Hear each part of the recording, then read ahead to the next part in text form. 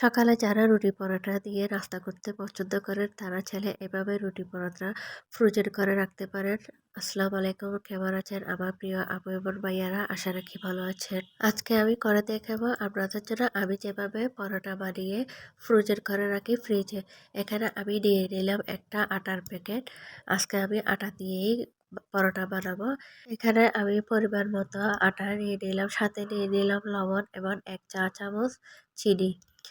তো আজকে আমি এই খামিরটা রেডি করব একদম ফুটন্ত গরম পানি দিয়ে। এটা আমি একটা আপুর ভিডিও দেখে করতেছি। আমি অনেকভাবেই পরোটাটা বানাই, তবে এটাই আমি সবচেয়ে বেশি বানাই এই নিয়মটাতে। খামির মাখানোর মধ্যে কোনো রকম তেল আমি ইউজ করি না।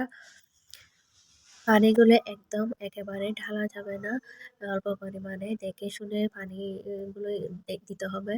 পানি বেশি হয়ে গেলে এই খামিরটা অনেকটা নরম হয়ে যায়। তো পানিটা একদম পরিমাণ মতো দেখে শুনে দিতে হবে। আমি আস্তে আস্তে সবগুলো পানি দিয়ে দিলাম। তারপর আমি খামিরগুলো মাখাতে চেষ্টা করতেছি। খামিরগুলো অনেক একদম শক্তও হবে না, একদম নরমও হবে না, সফট একটা ডো রেডি করতে হবে। উম, কথা বলতে বলতে আমার ডোটা রেডি হয়ে গিয়েছে। দেখেন কত সুন্দর এবং পারফেক্ট হয়েছে। এভাবে পরোটা বানালে পরোটাগুলো সারাদিন অনেক নরম থাকে, সফট থাকে, খেতেও ভালো লাগে। এই খামিরটা কোনো রকম রেস্টে রাখতে হয় না, গরম থাকা অবস্থায় এটা বানানো যায়। এটা একটা অনেক সুবিধা। খামিরগুলো নিয়ে আমি এখন এক একটা পরোটার সাইজ দিয়ে দেব। আমি যতটুকু বড় পরোটা বানাবো আমি সেই নিয়মটাতেই কেটে নিচ্ছি একটা একটা করে। তারপর এগুলো আমি হাতের মুঠোর সাহায্যে গোল গোল করে নেব। যেটাতে একটু কম হবে আমি ওটা সমান করে আবার ভাগ করে নিয়ে নেব। হাতের সাহায্যে এভাবে গোল গোল করে নিতে হবে। তারপরে আমি এগুলা বেলে নিচ্ছি। অনেকেই বলবেন পরোটা বানিয়ে দেখানোর কি আছে? অনেক আপুরাই আছে নতুন যারা সংসার করতেছে, তাদেরও কিন্তু জানার আছে পরোটা কিভাবে বানাতে হয়, সহজভাবে কিভাবে পরোটাটা ভাজতে হয়, বানাতে হয়।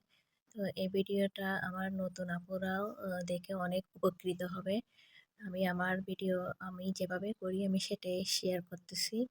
সবাই ঘরে ঘরে সবাই মোটামুটি সবাই পরোটাটা বানাতে পারেন। আমি আমার নিয়মটা দিচ্ছি।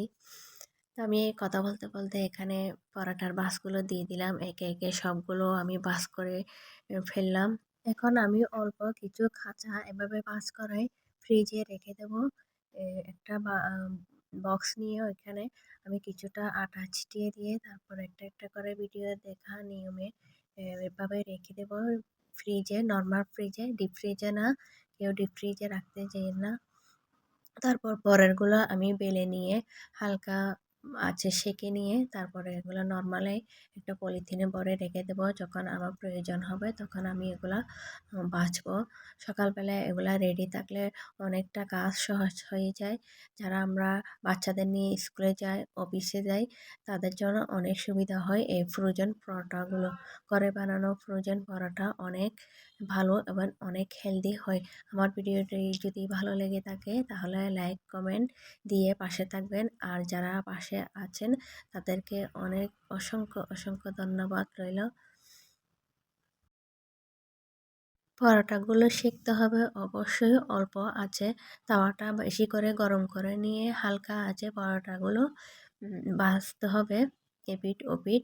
কোনো রকম কালার আনানো যাবে না। এই যে দেখুন, একটুখানি কাঁচা ভাবটা চলে গেলেই এগুলা হয়ে যাবে।